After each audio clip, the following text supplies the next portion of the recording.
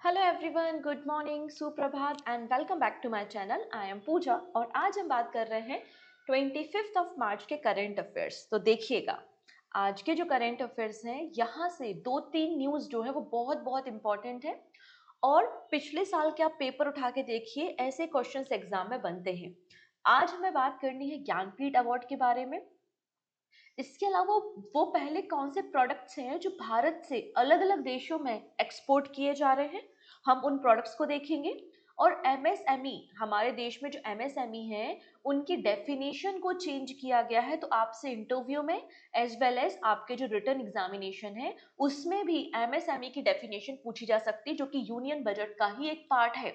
तो आज काफी कुछ नया सीखने को मिलेगा। साथ ही साथ आज की न्यूज बहुत इंपॉर्टेंट है, तो ध्यान से समझिएगा, हर एक पॉइंट को समझिएगा। सिंपल सा प्रश्न बन सकता है कि ज्ञानपीठ अवार्ड में कितनी प्राइज मनी दी जाती है, और बस जिसने न्यूज देखी होगी वो बता देगा कितनी प्राइज मनी है। अदरवाइज आप ऐसे क्वेश्चन में केवल तुक्का लगा पाएंगे और तुक्का सही होने के चांसेस बहुत ज्यादा कम होते हैं।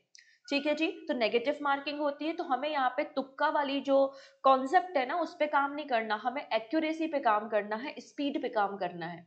तो आइए हम एक एक करके सारी कहानी को समझते हैं। ठीक है, 25 मार्च के सभी इंपॉर्टेंट करेंट अफेयर्स। वीडियो के एंड में क्वेश्चन ऑफ द डे भी हैं, जिनके आंसर आप लोग मुझे कमेंट सेक्शन में बता सकते हैं। और आज की क्लास की पीडीएफ को भी फ्री ऑफ कॉस्ट डाउनलोड कर सकते हैं टेलीग्राम से। टेलीग्राम की लिंक डिस्क्रिप्शन पे अवेलेबल है। सो स्टार्ट करते हैं विद फर्स्ट न्यूज।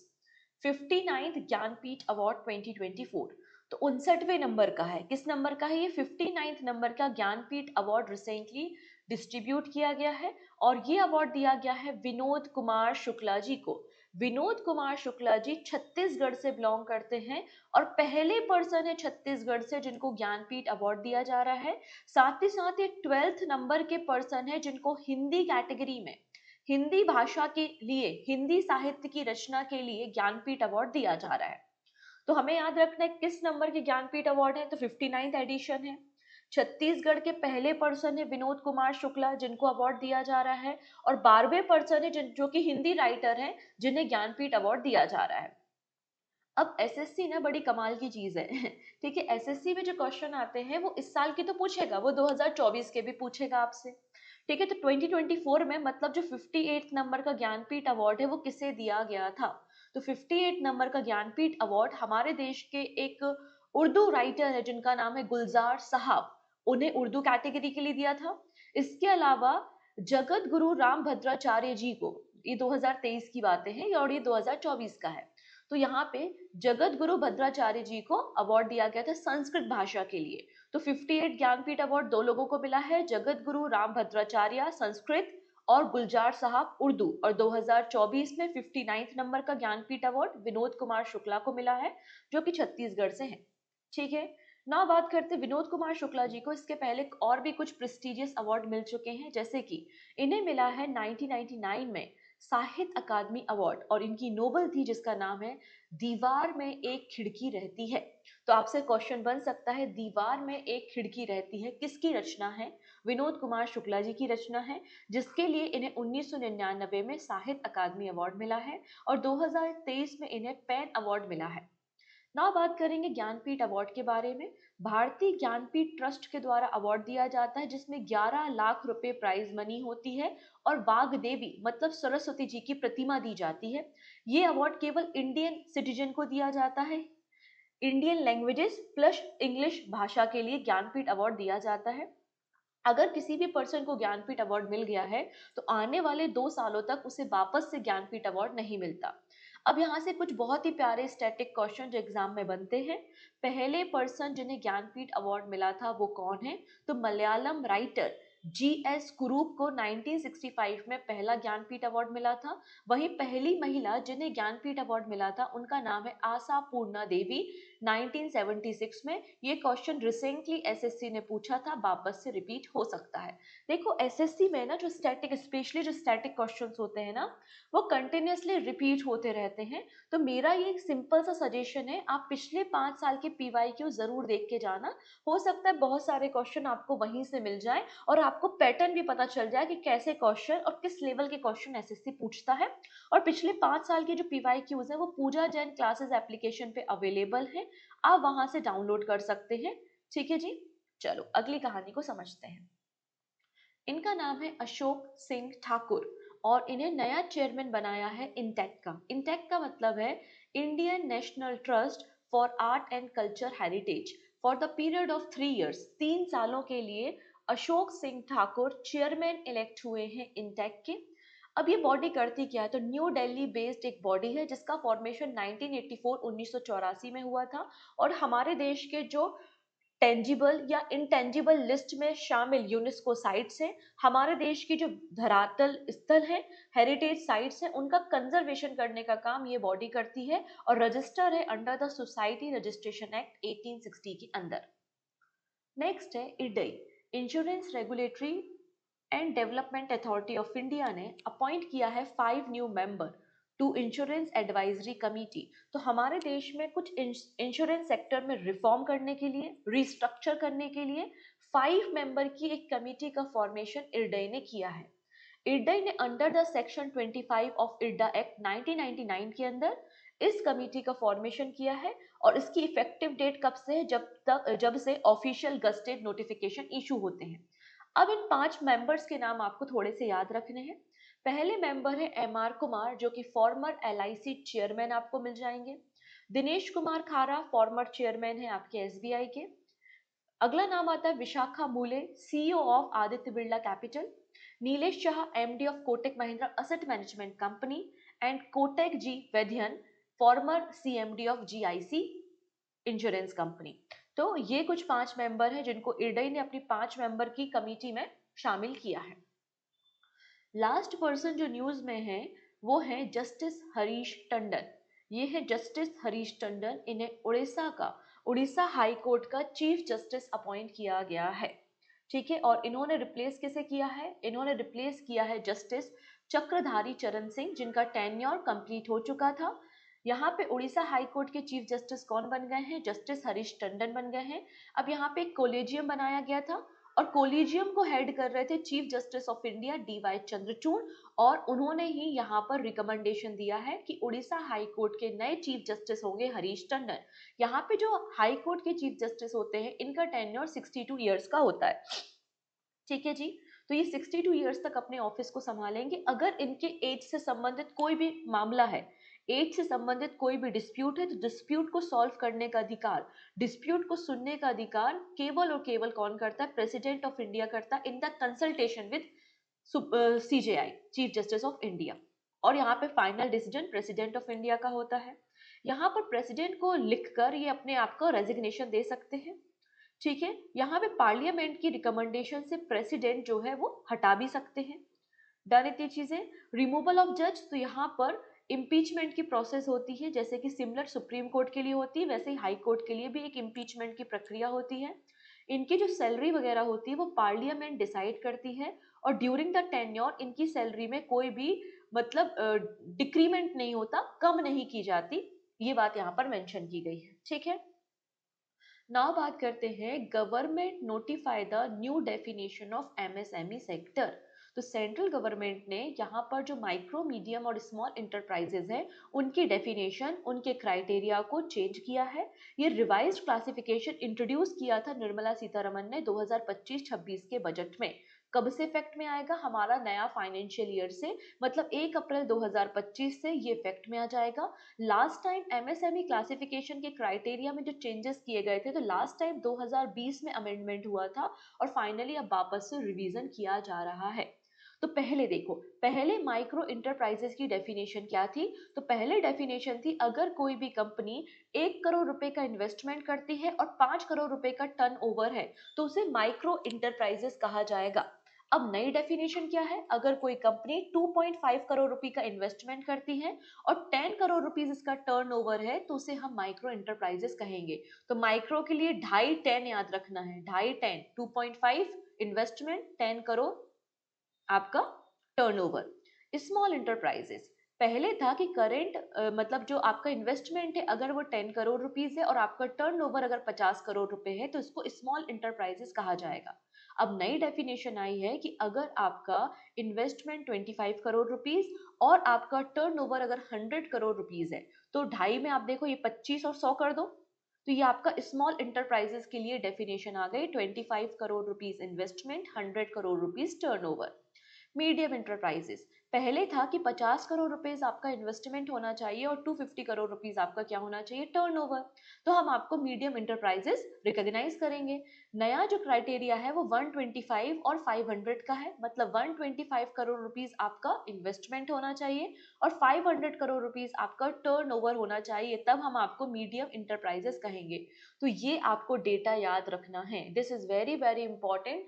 डेफिनेशन आपको पता होनी चाहिए माइक्रो, मीडियम और स्मॉल इंटरप्राइजेस की। ठीक है जी।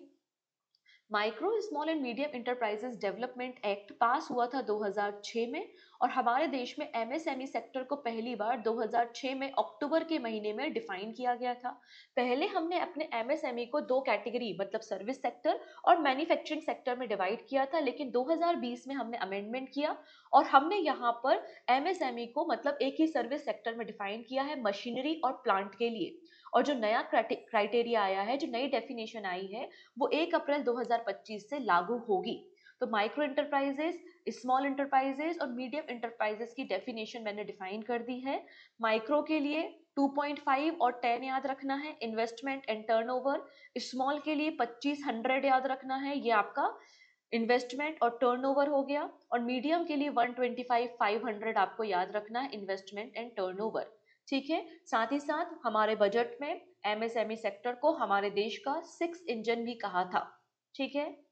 चलिए फर्दर डिस्कशन हम करेंगे, लेकिन बैंकिंग एस्पिरेंट्स के लिए मैं बताना चाहती हूँ कि कल मैंने आप लोगों के लिए एक वीडियो बनाया था जिसमें हम लोग ने मार्च मंथ के 3rd वीक के सभी वीकली बैंकिंग करंट अफेयर्स देखे हैं। मतलब 16 मार्च से लेकर 22 मार्च तक जो भी बैंकिंग न्यूज में थी, जो भी बैंकिंग इवेंट्स हुए थे, आरबीआई सर्कुलर आए थे या सेबी का कोई नोटिफिकेशन आया था, वो सारी कहानी मैंने इसमें डिस्कस की थी। आप इस वीडियो को प्लेलिस्ट में जाके देख लेना और इसकी पीडीएफ आपको मिल जाएगी पूजा जैन क्लासेस एप्लीकेशन के फ्री नोट्स वाले सेगमेंट में, तो आप पीडीएफ को फ्रीली डाउनलोड कर सकते हैं। इसके अलावा फरवरी मंथ की मंथली मैगजीन भी कैटेगरी वाइज अवेलेबल है, मंथली कंपाइलेशन भी अवेलेबल है। आप इन वीडियोस को देखिए, पीडीएफ को डाउनलोड कीजिए और करंट अफेयर्स को बूस्ट कीजिए, क्योंकि जिनके अभी जून में पेपर है 100% फरवरी मंथ के करंट अफेयर्स आएंगे। ठीक है। तो थोड़ा सा फोकस हो जाओ, थोड़ा सा पढ़ लो, कुछ दिन की बात है, फिर उसके बाद आराम से ऐश कीजिएगा। ठीक है। लेकिन अभी पेपर निकालना बहुत जरूरी है। और जो भी student SSC, railway, CUET exam और स्टेट एग्जाम की प्रिपरेशन कर रहे हैं और कंप्लीट हिस्ट्री पढ़ना चाहते हैं, मॉडर्न, मीडिएवल एंड आपका एंशिएंट हिस्ट्री, और जो लोग यूपीएससी का फाउंडेशन स्टार्ट करना चाहते हैं, तो उनके लिए कोर्स बेस्ट है बाय द भूमिका मैम। इसमें डिटेल कवरेज आपको मिल जाएगा, डेमो वीडियोज भी एप्लीकेशन पे अवेलेबल है। ठीक है। आप देख लीजिएगा और इनरोलमेंट कर सकते हैं। इसमें आपको 5 ईयर के पीवाईक्यू का भी पीडीएफ एड ऑन कर दिया गया है, तो आप उस पीडीएफ को भी डाउनलोड कर पाएंगे। तो मोर अपडेट के लिए आप पूजा जैन क्लासेस एप्लीकेशन पे विजिट कर लेना। चलो अगली कहानी को समझते हैं। यहाँ तक का मैटर क्लियर हो चुका है। अब बात हो रही है नेशनल ई विधान एप्लीकेशन के बारे में। नेशनल ई विधान एप्लीकेशन को ज्वाइन करने वाला 28 नंबर की लेजिस्लेटर, आपकी 28 नंबर की लेजिस्लेशन कौन सी बन चुकी है, दिल्ली। तो दिल्ली विधानसभा 28 नंबर की विधानसभा बन चुकी है जिसने नेशनल ई विधान एप्लीकेशन को शुरू किया है। ठीक है। नागालैंड जो है वो पहला राज्य था जिसने नेशनल ई विधान एप्लीकेशन को इम्प्लीमेंट किया था 2022 में। हमारे देश में 28 स्टेट और 3 यूनियन टेरिटरी हैं, जिसमें जम्मू में आप देखेंगे, पौंडीचेरी और दिल्ली में आपको लेजिस्लेचर मतलब विधानसभा देखने को मिलेगी। ना बात करेंगे नेशनल ई विधान एप्लीकेशन के बारे में, तो एक डिजिटल प्लेटफॉर्म आपको ये देखने को मिलेगा। सेंट्रल गवर्नमेंट के जितने भी डिजिटल इनिशिएटिव्स आते हैं, इनको एक प्लेटफॉर्म पे इंटीग्रेट करना प्राइम मिनिस्टर मोदी का विजन है, one nation one application vision. उसी के अंदर नेशनल ई विधान एप्लीकेशन को डेवलपमेंट किया गया है under the union ministry of parliamentary affairs. तो अगर आपसे पूछ लिया जाए कि नेवा मतलब नेशनल ई विधान एप्लीकेशन किस मिनिस्ट्री के अंदर काम करती है, तो मिनिस्ट्री ऑफ पार्लियामेंट्री अफेयर्स के अंदर काम करती है। इसका पर्पस है कि हमारी विधानसभा की जो प्रोसेस होती है उसको पेपरलेस करना और डिजिटल करना। इसमें जो भी मतलब सर्कुलर आते हैं, इनिशिएटिव आए, डॉक्यूमेंटेशन आए, तो क्लाउड में स्टोर हो जाते हैं। तो यहाँ पर नेशनल इंफॉर्मेटिक्स सेंटर अपना एक क्लाउड रन करता है जिसका नाम है मेघराज, और उसमें ये सारे डॉक्यूमेंट अपलोड हो जाते हैं और ये मोबाइल एप्लीकेशन भी है और आपके लैपटॉप में भी ओपन हो जाएगा, जिससे हर एक विधानसभा का मेंबर इसे ओपन कर सके और सर्विसेज को एक्सेस कर सके। और 28वीं नंबर की विधानसभा दिल्ली बन चुकी है जिसने नेशनल ई विधान एप्लीकेशन की शुरुआत की है। ना बात करते हैं कबड्डी वर्ल्ड कप के बारे में। तो कबड्डी वर्ल्ड कप 2025 कंक्लूड हो चुका है। इंग्लैंड ने इसे होस्ट किया था। तो पहली बार एशिया के बाहर इंग्लैंड में कबड्डी वर्ल्ड कप हुआ था और ये इसका सेकेंड एडिशन आपको देखने को मिलेगा। मेंस कैटेगरी और वीमेंस कैटेगरी दोनों में विक्ट्री किसकी हुई है? भारत की। तो इंडिया की मेंस टीम ने इंग्लैंड में इंग्लैंड को हराकर 2025 का कबड्डी वर्ल्ड कप जीता है। वहीं वीमेंस कैटेगरी ने भी यहाँ पर इंग्लैंड को हराकर कबड्डी वर्ल्ड कप जीता है। पहला जो एडिशन हुआ था मलेशिया में 2019 में, उसमें भी दोनों मेंस और वीमेंस कैटेगरी में भारत ही जीता था। क्लियर है? चलिए अब बात करते हैं जैगरी के बारे में। गुड़, जैगरी सभी ने खाया होगा, ठीक है। तो यहाँ पर मुजफ्फरनगर उत्तर प्रदेश की जीआई टैग जैगरी है। इसको पहली बार भारत के बाहर अपने पड़ोसी मुल्क बांग्लादेश में हम एक्सपोर्ट कर रहे हैं। In a major achievement for India's agriculture export, a consignment of 30 metric tonne of GI tag jaggery. कितना है क्वांटिटी? 30 मेट्रिक टन जैगरी है जो कि जीआई टैग है फ्रॉम द मुजफ्फरनगर। इसको अपने सुपीरियर शुगर केन के लिए जाना जाता है और इसे एक्सपोर्ट किया जा रहा है बांग्लादेश में। ये एक्सपोर्ट किया है बासमती एक्सपोर्ट डेवलपमेंट फाउंडेशन ने with the guidance of under the guidance of APEDA, ठीक है। यहाँ पे ये इनिशिएटिव उत्तर प्रदेश के जो फार्मर प्रोड्यूसर ऑर्गेनाइजेशन हैं उनका एक इनिशिएटिव था जिसके अंदर बांग्लादेश में पहली बार मुजफ्फरनगर की जीआई टैग जैगरी को एक्सपोर्ट किया गया है। अपेडा के चेयरमैन अभिषेक देव आपको देखने को मिल जाएंगे। जैगरी के बाद आपको साइड में एक फ्लावर भी देखने को मिल रहा है। इस फ्लावर को भी पहली बार एक्सपोर्ट किया गया है सिंगापुर में। हम बात कर रहे हैं एथरियम, ठीक है, एंथोरियम फ्लावर्स के बारे में। ये जो एंथोरियम फ्लावर्स है मिजोरम से बिलोंग करते हैं और इन्हें भी पहली बार एक्सपोर्ट किया गया है। फर्स्ट एवर शिपमेंट किया गया है सिंगापुर में। इसके लिए अपेडा ने कोलैबोरेशन किया था department of horticulture government of India, जिससे हम नॉर्थ ईस्ट रीजन के जो भी प्रोडक्ट्स हैं उनके एक्सपोर्ट को बढ़ा सकें। हमने यहाँ पे 1024 कट फ्लावर्स मतलब 70 केजी फ्लावर्स को 50 बॉक्सेस में पैक करके मिजोरम से कोलकाता और कोलकाता पोर्ट से सिंगापुर डिलीवर किया है। अगर हम फ्लोरिकल्चर का एक्सपोर्ट देखते हैं FY23-24 में, तो हमारा फ्लोरिकल्चर एक्सपोर्ट $86.62 मिलियन आपको देखने को मिल जाएगा। तो ये दोनों प्रोडक्ट याद रखने हैं। एक प्रोडक्ट को बांग्लादेश भेज रहे हैं, दूसरे प्रोडक्ट को सिंगापुर भेज रहे हैं फ्रॉम मिजोरम। क्लियर है? चलिए ना बात करते हैं सस्टेनेबल इरी सिल्क के बारे में। तो इरी सिल्क का सबसे बड़ा प्रोड्यूसर हमारे देश में आसाम राज्य है। तो नॉर्थ ईस्टर्न स्टेट में इरी सिल्क को प्रोड्यूस किया जाता है। तो sustainable eri silk from the north east India secure global recognition with Oeko-Tex certification from Germany. तो ओइकोटेक्स सर्टिफिकेशन कौन देता है? जर्मनी देता है और ये सर्टिफिकेशन इरी सिल्क को दिया गया है। North Eastern Handicraft and Handloom Development Corporation Limited, operating under the Ministry of Development of North Eastern Region. इन्हें रिसेंटली ओइकोटेक्स सर्टिफिकेशन मिला है from Germany for the eri silk. अब किसी भी अगर सिल्क को या प्रोडक्ट को अगर सर्टिफिकेशन ओइकोटेक्स सर्टिफिकेशन दे रहे हैं, इसका मतलब ये यूजर फ्रेंडली है, कस्टमर फ्रेंडली है। कस्टमर अगर इस प्रोडक्ट को इस्तेमाल करेंगे तो उनको कोई भी हार्म नहीं होगा। तो ओइकोटेक्स इज ग्लोबली रिकॉग्नाइज सर्टिफिकेशन जो इंश्योर करता है कि जो टेक्सटाइल है या उसका जो रॉ मटेरियल है वो आपका हार्मफुल सब्सटेंस से बना हुआ है, हार्मफुल सब्सटेंस से फ्री है और ह्यूमन यूज के लिए सेफ है। ये इसका पर्पस होता है। इससे क्या होगा? हम केमिकल फ्री और इको फ्रेंडली प्रोडक्शन को बढ़ावा दे पाएंगे। इरी सिल्क का प्रोडक्शन आप देखेंगे आसाम, मेघालय, अरुणाचल प्रदेश, नागालैंड एंड मणिपुर में होता है, लेकिन मेनली जो प्रोडक्शन होता है वो आसाम राज्य में होता है। इसे अहिंसा सिल्क या पीस सिल्क के नाम से भी जाना जाता है क्योंकि सिल्क वॉर्म को मारे बिना इसमें सिल्क का प्रोडक्शन किया जाता है। क्लियर है इतनी चीजें? Done. Central silk board under the ministry of textile ने central Muga and eri research facility को इनॉग्रेट किया है आसाम राज्य में इरी सिल्क के रिसर्च, ट्रेनिंग और एक्सटेंशन के लिए। क्लियर? तो ये कुछ इंपॉर्टेंट न्यूज आपको देखने को मिली। अब कुछ और कहानी बाकी है, हम वो भी देख लेते हैं। ठीक है जी, चलो। Central government launches BioSaarthi to support biotech startup. हमारे देश में बायोटेक स्टार्टअप को प्रमोट करने के लिए बायोसारथी पोर्टल को लॉन्च किया गया है by the doctor Jitendra Singh. ठीक है, government of India has launch the BioSaarthi initiative to support Indian biotech startup to expand their domestic and global reach and business. Union minister for state science and technology doctor Jitendra Singh ने इसे organise किया था, इसे launch किया था नई दिल्ली में during the 13th foundation day of biotechnology industry research assistant council. तो 13वां फाउंडेशन डे हमने सेलिब्रेट किया है biotechnology industry research assistant council का, और उसी ओकेजन पे भारत बायोसारथी एप्लीकेशन को लॉन्च किया गया है। इस बॉडी का फॉर्मेशन 2012 में हुआ था। साथ ही साथ डॉक्टर जितेंद्र सिंह जी ने एक रिपोर्ट भी पब्लिश की है, इंडियन बायो इकोनॉमी रिपोर्ट 2025, और इस रिपोर्ट को प्रिपेयर करने का काम Association of Biotechnology Led Enterprises ABLE ने किया है। अब इस रिपोर्ट की हाइलाइट्स हम देखेंगे। इस रिपोर्ट में कहा है कि इंडिया का जो बायो इकोनॉमी है वो इंक्रीज हो गया है। 2014 में $10 बिलियन था, इंक्रीज होके $165 बिलियन हो चुका है 2024 में। तो अगर आपसे पूछा जाए इंडिया की बायो इकोनॉमी 2024 में कितनी है, तो $165 बिलियन है। अब हमारा टारगेट क्या है, तो 2025 में हमारा टारगेट है, सेंट्रल गवर्नमेंट का टारगेट है कि हमें $150 बिलियन की बायो इकोनॉमी अचीव करनी है। बायो इकोनॉमी का कंट्रीब्यूशन हमारे देश में 4.25% ऑफ द जीडीपी देखने को मिलेगा, और बायो इकोनॉमी की जो ईयर ऑन ईयर ग्रोथ हो रही है वो 17.9% है। अगर बायो स्टार्टअप्स के बारे में बात करें तो 2014 में हमारे देश में 50 बायो स्टार्टअप्स थे।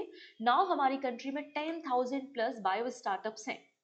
और आसाम राज्य जो है वो पहला स्टेट है जिसने बायो E3 पॉलिसी, मतलब बायोटेक्नोलॉजी फॉर इकोनॉमी, एम्प्लॉयमेंट और एनवायरनमेंट फ्रेमवर्क को अडॉप्ट किया था। तो बायो E3 पॉलिसी को अडॉप्ट करने वाला पहला राज्य कौन सा है, आंसर हो जाएगा आसाम। अगर आप प्रीवियस ईयर के क्वेश्चंस को देखेंगे, 2024 के क्वेश्चन पेपर में पूछा गया था E3 में थर्ड ई का क्या मतलब है, तो E3 में ई का मतलब है इकोनॉमी, एम्प्लॉयमेंट एंड एनवायरनमेंट। ये क्वेश्चन ऑलरेडी एग्जाम में पूछा गया है, 2024 के पेपर उठाकर देख लीजिए। ठीक है, नाउ बात करेंगे आईएमएफ। इंटरनेशनल मॉनेटरी फंड ने कहा है कि इंडिया बहुत जल्दी ओवरटेक कर लेगी जापान को और जर्मनी को, और भारत वर्ल्ड की तीसरे नंबर की सबसे बड़ी अर्थव्यवस्था बन जाएगी, ऐसा आईएमएफ की रिपोर्ट में बोला गया है। ठीक है जी, India to overtake Japan in 2025 and Germany in 2027 according to the IMF. तो रिसेंटली आईएमएफ की रिपोर्ट है, और इंडिया वर्ल्ड की थर्ड नंबर की लार्जेस्ट इकोनॉमी बन जाएगी आफ्टर अमेरिका एंड चाइना। ये रिपोर्ट कब आई है, जब वर्ल्ड बैंक ने कुछ समय पहले पब्लिश किया था। वर्ल्ड बैंक कहता था अगर भारत एनुअली 7.8% से ग्रोथ करता है, अगर भारत एनुअली 7.8% से ग्रोथ करता है तो वो इजिली 2047 तक डेवलप्ड कंट्री बन जाएगा, ऐसा वर्ल्ड बैंक ने कहा था। और वर्ल्ड बैंक की रिपोर्ट के बाद यहाँ पर आईएमएफ की रिपोर्ट आई है, और कहा है कि भारत की जो ग्रोथ हो रही है, पिछले 10 सालों में भारत की ग्रोथ 105% रही है, और भारत 2025 में जापान को और 2027 में जर्मनी को ओवरटेक करके विश्व की तीसरे नंबर की सबसे बड़ी अर्थव्यवस्था बन जाएगा। अगर हम बात करते हैं तो भारत का जो रियल ग्रॉस डोमेस्टिक प्रोडक्ट या जीडीपी है वो आप देखेंगे डबल हो चुका है। 2015 में $2.1 ट्रिलियन था, और 2025 में $4.3 ट्रिलियन भारत की जीडीपी देखने को मिल जाएगी। और भारत का जो ग्रोथ रेट है वो पूरे वर्ल्ड में हाईएस्ट है, 105% आपको हाईएस्ट ग्रोथ रेट देखने को मिलेगा, जबकि अमेरिका का 66% और चाइना का 76% ग्रोथ रेट है। तो आप देख सकते हैं अमेरिका का ग्रोथ रेट 66 है, चाइना का 76 है, लेकिन इंडिया का ग्रोथ रेट 105 आप देखने को मिल रहा है। ठीक है, इंडिया की जो जीडीपी है वो $4.3 ट्रिलियन आपको देखने को मिल जाएगी। तो ये इंडिया का डेटा आपको थोड़ा सा याद रखना, this is important data for us according to the IMF. और आईएमएफ की रिपोर्ट से आरबीआई के एग्जामिनेशन में, रेलवे और यूपीएससी के एग्जामिनेशन में क्वेश्चन पूछे जाते हैं। ठीक है, नाउ बात करेंगे आईएमएफ। इसका फॉर्मेशन 1944 में हुआ था। आईएमएफ अगर कोई कंट्री क्राइसिस में होती है तो उसको लोन प्रोवाइड करती है, बैलेंस ऑफ पेमेंट क्राइसिस को सॉल्व करती है। टोटल 189 कंट्रीज मेंबर है, वॉशिंगटन डीसी में हेडक्वार्टर है, और मैनेजिंग डायरेक्टर का नाम क्रिस्टियाना जॉर्जीवा है। कुछ इंपॉर्टेंट रिपोर्ट्स आईएमएफ पब्लिश करता है, जैसे कि world economy outlook report, global financially stability report भी आईएमएफ की रिपोर्ट आपको मिल जाएगी। नेक्स्ट है 2025 जल शक्ति अभियान कैच द रेन की शुरुआत हुई है। तो 2025 में जल शक्ति अभियान कैच द रेन को शुरू किया गया है। कहाँ पे? पंचकुला हरियाणा में। ठीक है। तो ये 6th एडिशन है। कौन सा एडिशन है? 6th एडिशन है जल शक्ति अभियान का। कैच द रेन कैंपेन 2025 की शुरुआत पंचकुला हरियाणा से हुई है 22 मार्च को वर्ल्ड वाटर डे के ओकेजन पे, जो कि 148 वाटर स्ट्रेस डिस्ट्रिक्ट को फोकस करता है। पहली बार है जब जल शक्ति अभियान की शुरुआत नई दिल्ली के बाहर की गई है। जल शक्ति अभियान की पहली बार शुरुआत 2019 में की गई थी और इसका नाम चेंज करके जल शक्ति अभियान कैच द रेन 2021 में किया गया है। इसका पर्पस है वाटर कंजर्वेशन करना, कम्युनिटी का इन्वॉल्वमेंट करना और वाटर कंजर्वेशन प्रोजेक्ट्स को रन करना। ये कैंपेन्स जनरली मॉनसून के सीजन में एक्टिवेट हो जाते हैं। जल शक्ति अभियान कैच द रेन 2025 जो इनिशिएटिव है, जो 6वां एडिशन है, इसको मिनिस्ट्री ऑफ जल शक्ति ने पार्टनरशिप की है union ministry of environment, forest and climate change और गवर्नमेंट ऑफ हरियाणा के साथ। ठीक है। इसकी अगर आप थीम देखेंगे तो people's action for water conservation towards intensified community connection आपको देखने को मिलेगा। साथ ही साथ एक और कैंपेन की शुरुआत की है जिसका नाम है जल जंगल जन। जल जंगल जन एक प्राकृतिक बंधन अभियान की शुरुआत भी मिनिस्ट्री ऑफ जल शक्ति ने की है। इसका पर्पस है हमारा इकोलॉजिकल कनेक्शन रिस्टोर करना between forest, water body, river etcetera. ठीक है। नेक्स्ट है IDFC First Bank introduces feature on its mobile application to provide 2500 plus mutual fund option. तो IDFC फर्स्ट बैंक ने अपने मोबाइल एप्लीकेशन में एक नया फीचर ऐड ऑन किया है। जो भी लोग शेयर मार्केट में इन्वेस्टमेंट करते हैं, सॉरी म्यूचुअल फंड में इन्वेस्टमेंट करते हैं, तो 2500 म्यूचुअल फंड ऑप्शंस यहाँ पर अवेलेबल कराए गए हैं और इस एप्लीकेशन का नाम एस आपको देखने को मिल जाएगा, जो कि कस्टमर के लिए रिलेवेंट होगा और टाइम कंज्यूमिंग भी होगा। इसके अलावा कुछ नए इनिशिएटिव रिसेंटली जो लॉन्च किए हैं, SBI म्यूचुअल फंड ने 2 नए PSU बैंक इनिशिएटिव्स को लॉन्च किया है इन्वेस्टमेंट पर्पस के लिए। SBI BSE PSU bank index fund, SBI BSE PSU bank ETF। इसके अलावा कैनरा बैंक पहला बैंक है जिसने online digital balance confirmation certification की शुरुआत की है और इसके लिए इन्होंने पार्टनरशिप की थी PSB अलायंस प्राइवेट लिमिटेड के साथ। ये न्यूज़ मैंने आपको कुछ दिन पहले डिस्कस की थी। चलिए, क्यों ना ऐसा होता आप अपनी सैलरी को खुद बढ़ा पाते। तो वैसे ही कुछ है यहाँ पे। मेंबर ऑफ पार्लियामेंट्स की सैलरी को हाइक किया गया है 25%। तो central notify 25% hike in salaries pension for MP। तो सेंट्रल गवर्नमेंट ने 24% सैलरी बढ़ा दी है जो भी MP हैं, एक्स MPs हैं। ठीक है। और ये इफेक्ट में आएगा 1 अप्रैल 2023 से, मतलब अभी तक का जितना पैसा है वो इकट्ठा आ जाएगा। तो 1 अप्रैल 2023 से ये इफेक्ट में है। इसमें लोकसभा के जो मेंबर है और राज्यसभा के जो मेंबर्स हैं उनको 1 लाख रुपए पर मंथ सैलरी दिया जाता था। इसको 24% बढ़ा दिया है, मतलब 1.24 लाख रुपीस पर मंथ यहाँ पर सैलरी दिया जाएगा जो लोकसभा और राज्यसभा के MP हैं। इसके अलावा इन्हें जो DA दिया जाता है एवरी मंथ उसको भी बढ़ा दिया है। पहले DA 2000 रुपीज था, इसको बढ़ाकर 2500 रुपीज किया है। जो फॉर्मर MPs को पेंशन दी जाती है, पेंशन अमाउंट भी बढ़ा दिया है। पहले पेंशन 25,000 रुपए पर मंथ दी जाती थी, इसको 31,000 रुपीज पर मंथ कर दिया है। और अगर कोई MP 5 साल तक अपनी सेवाएं देता है और उनको जो एक्स्ट्रा पेंशन, एडिशनल पेंशन दी जाती है पर मंथ, वो भी इंक्रीज कर दी है 2000 रुपीज से बढ़ाकर 2500 रुपीज। तो रिसेंटली ये सारी चीजें की हैं। अब यहाँ पे 2018 में भी सैलरी में रिवीजन किया गया था और सैलरी को 1 लाख रुपए किया गया था। अब दोबारा सैलरी में 25% का हाइक आपको देखने को मिल रहा है। इसके अलावा जो MPs होते हैं उनको रेंट फ्री हाउसिंग फैसिलिटी भी मिलती है दिल्ली में। क्लियर है। अब यहाँ पे जो चेंजेस किए गए हैं वो under the pension of member of parliament act 1954 और इनकम टैक्स एक्ट 1961 के अंदर ये चेंजेस किए गए हैं। नेक्स्ट है HDFC bank introduce embassy fix deposit. तो एम्बेसी फिक्स डिपॉजिट या फिर diplomat embassy fix deposit scheme किसने लॉन्च की है? आंसर हो जाएगा HDFC बैंक। नाम से समझ में आ रहा है कि जो डिप्लोमेट्स होते हैं, जो एम्बेसी पर्सन और स्टाफ्स होते हैं, उनके लिए ये फिक्स डिपॉजिट स्कीम आपको देखने को मिल जाएगी। क्लियर है। इसमें जो एम्बेसी फिक्स डिपॉजिट स्कीम है इसमें मिनिमम डिपॉजिट साइज $5,000 है और ये मल्टीपल ऑफ 1000 में आप कितना भी डिपॉजिट कर सकते हैं। क्लियर, ये बात इसमें मेंशन की गई है।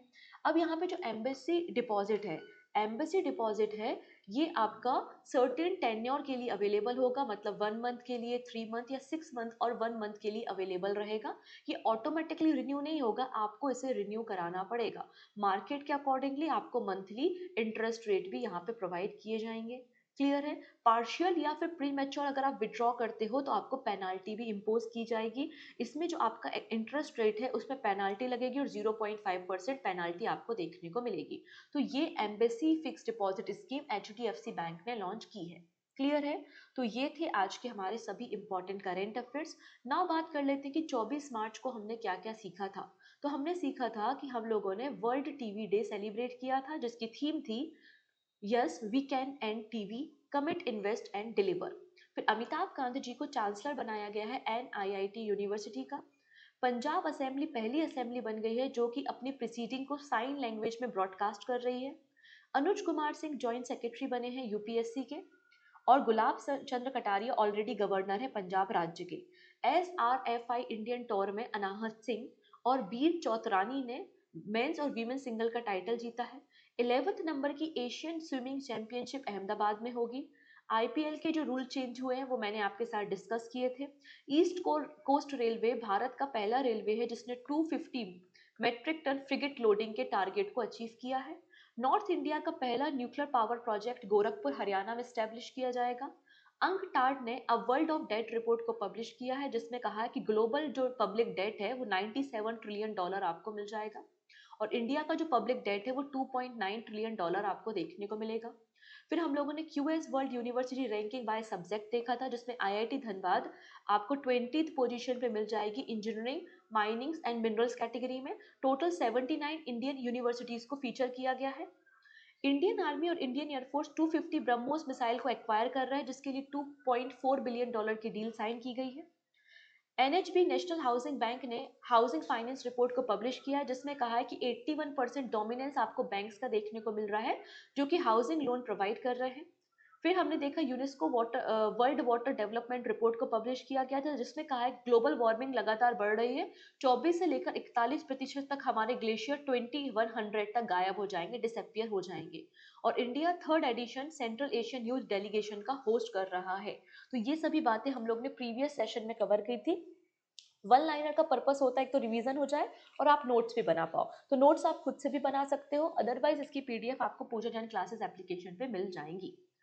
चलिए कुछ क्वेश्चंस देखेंगे। Which country has receive Mizoram first ever export of anthurium flowers. तो कहां पर एक्सपोर्ट कर रहा है? सिंगापुर में, option number C.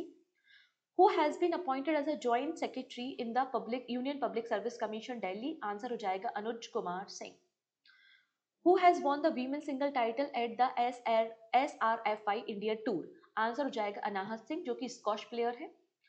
Which state has become the first in India to broadcast its legislative assembly proceeding in the sign language? तो sign language में proceeding करने वाला पहला असेंबली कौन है? Punjab, option number C. By what percent has the central government increased the salary, allowance and the pension of MP and former MPs? तो answer हो जाएगा 24%, ऑप्शन नंबर सी बिल्कुल करेक्ट है। Who has been appointed as a new chairman of Indian National Trust for Art and Culture Heritage? Answer हो जाएगा यहाँ पे option number B Ashok Singh Thakur, आज ही हमने डिस्कस किया है। 59 नंबर का ज्ञानपीठ अवार्ड किसे मिला है? आंसर हो जाएगा विनोद कुमार शुक्ला। किस राज्य से है? छत्तीसगढ़ से है। And this is your question of the day. Recently गंभीर नदी न्यूज में है। तो गंभीर नदी कहाँ पर बहती है, किस राज्य में पाई जाती है? कर्नाटका, राजस्थान, महाराष्ट्र या फिर तमिलनाडु? जो भी सही आंसर है आप सर्च कीजिए और कमेंट करके मुझे बताइए। बाकी सारी बातें नेक्स्ट वीडियो में हम डिस्कस करेंगे। आज आपने देख ही लिया कि आज की न्यूज़ कितनी इंपॉर्टेंट है, तो सारी न्यूज़ को याद रखना है, सारी न्यूज़ इंपॉर्टेंट है। मिलते हैं नेक्स्ट वीडियो में। Take care and have a nice day.